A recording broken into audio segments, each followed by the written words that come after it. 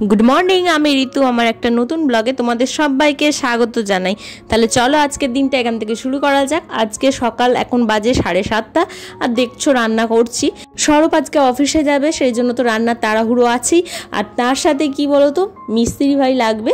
घरेर टुकिटाकी काज तो आछेई, सेगुलो तोमादेर साथे अल्प अल्प शेयार करब। सबटा हयतो पारबो ना, कारण बुकानके निये सबटा हयतो पेरे उठबो ना, सेइजोन्नो যতটুকু पारबो ततटुकु तोमादेर साथे शेयार करब।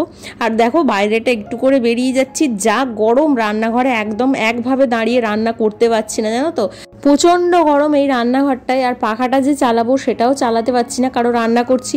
রান্না করতে করতে পাখা চালালে একটু তো অসুবিধে হয়। আর বাইরেটা মাঝে মধ্যে বেরিয়ে যাচ্ছি, তার আরেকটা কারণ হচ্ছে কি বলতো, বাইরেতে সবাই দাঁড়িয়ে দাঁড়িয়ে একটু গল্প করছে।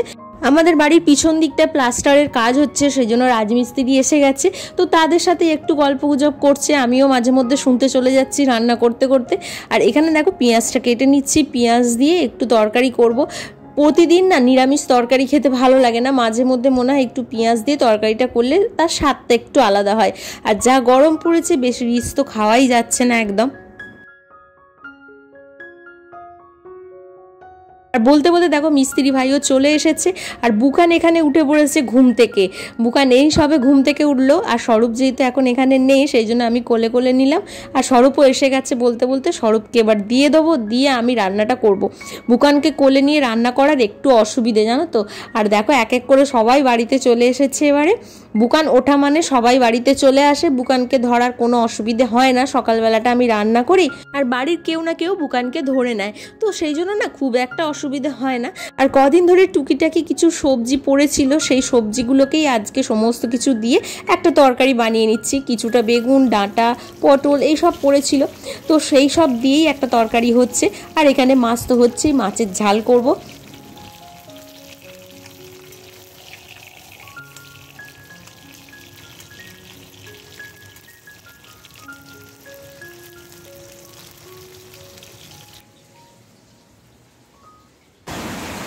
বাচ্চা বাচ্চা দাও, ও তো বাচ্চা দাও, ও তো ও বাচ্চা বাচ্চা এ নাও, এই নাও, উঠে বসে খেতে, উঠে বসে খাও, উঠে বসে খাও বাচ্চাটা। ও বাচ্চাটা বাচ্চাটা বাচ্চাটাকেও দেখি একবার। গুনিমণি বাবা, ও বাবা খাইয়ে দিচ্ছে গো। গুড মর্নিং করে দিই বাচ্চাটাকে। বাচ্চা ছেলে বাচ্চা, ও ছেলে বাচ্চা। ছেলে বাচ্চা কাকে নিয়ে শুয়ে আছে দেখো। এই রি এই রি এই রি,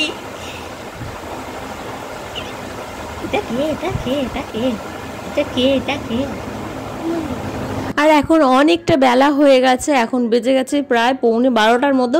এখন দেখো ভিডিওটা করছি, অনেকক্ষণ আগেই দেখো মিস্ত্রি দাদা চলে এসেছে। এখানে যে বেসিন বসানো হবে তার জন্য দেখো টাইলস লাগানো হবে। তোমাদের তো আগেই বলেছিলাম বেসিন আমাদের আনা হয়ে গেছে, টাইলসও আনা হয়ে গেছে, তো সেই কাজটাই হচ্ছে, জানো তো। আর এখানে দেখো চা নিয়ে চলে আসছি, চা বিস্কুট এখানে নিয়ে ওপরে ছাদে যাচ্ছি, কারণ ছাদেও এক দফা মিস্ত্রির কাজ হচ্ছে, প্লাস্টারের কাজ হচ্ছে, যেটা তোমাদের আগে বললাম। আর সকালে একবার চা দেয়া হয়ে গেছে, এখন আর একবার চা দিচ্ছি। যা গরম পড়েছে, মাঝে মধ্যে জলও দিচ্ছি, চাও দিচ্ছি, ঘুরিয়ে ফিরিয়ে দিচ্ছি।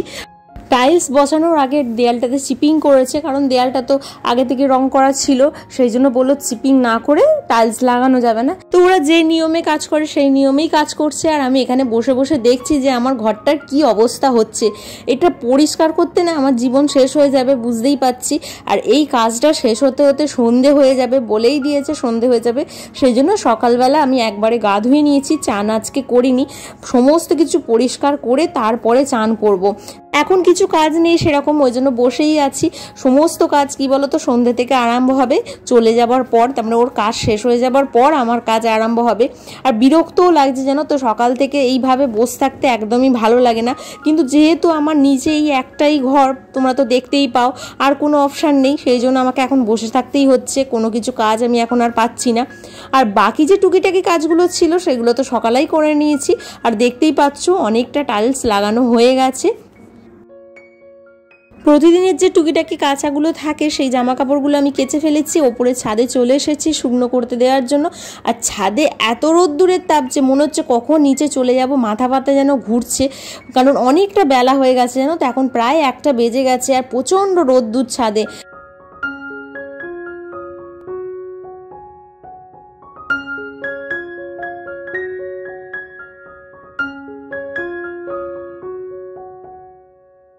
আজকে অনেক জামা কাপড় কেচেছি, তো সেগুলো শুকনো করতে দিতেও একটু সময় লাগবে।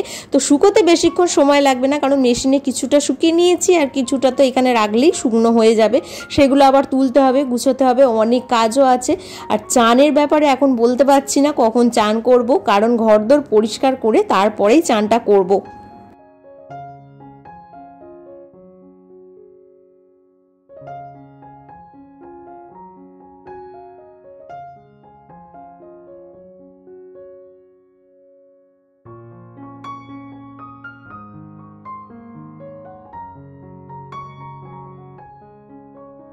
ঘরে কোনো কাজ হলেই দেখবে কাজ ওলটপালট হয়ে যায়, কোনো কাজের ঠিকঠাক থাকে না।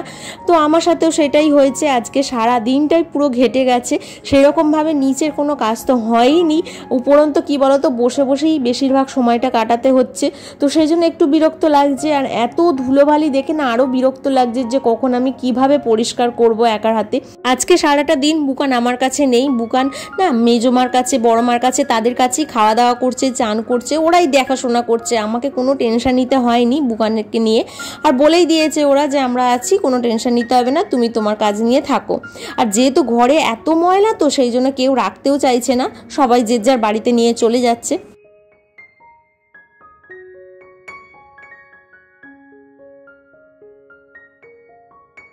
অনেকক্ষণ হয়ে গেছে ছাদে এসেছি, একভাবে রোদ্দুরে জামা কাপড়গুলো শুকনো করতে দিচ্ছি, তো যেন মনে হচ্ছে মাথাটা ঘুরছে। ছাদে অনেক দিন পর জামা কাপড় শুকনো করতে দিতে এসেছি।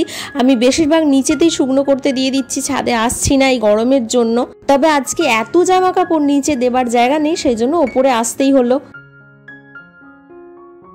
এখন প্রায় 3:30 বাজে আর কারেন্টও চলে গেছে। দেখো কারেন্টটার না এই সময়তেই যাওয়ার ছিল, এত রাগ ধরছে যে কি বলবো। আর তারা সকালবেলার যে টুকিটাকি কাজগুলো সেগুলো তো অনেক আগেই আমার করা হয়ে গেছে। আর বাকি তো এই ঘরটার কোনো কাজে আমি এখন হাত দিতে পারছি না, কারণ এই ঘরে যতক্ষণ না কাজটা শেষ হবে ততক্ষণ কিচ্ছু আমি করতে পারবো না, চুপচাপ বসে থাকা ছাড়া আর কোনো কাজ নেই আমার। সেই জন্য না প্রচণ্ড বিরক্ত লাগছে জানো তো। চানও এখনও করতে পারিনি, কখন চান করব তাও জানি না। এখনও অনেকটা কাজ বাকি আছে, বলছে এখনও 2-3 ঘন্টা সময় লেগে যাবে, সন্ধে হয়ে যাবে।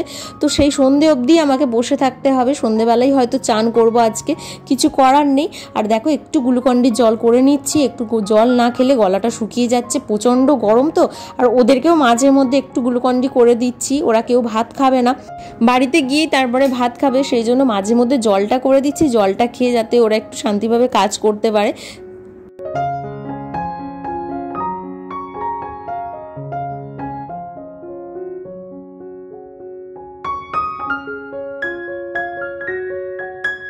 সবাইকার খাওয়া হয়ে গেছে, বুকান মেজমার কাছে খেয়ে নিয়েছে আর বড় মার কাছে শুয়ে পড়েছে।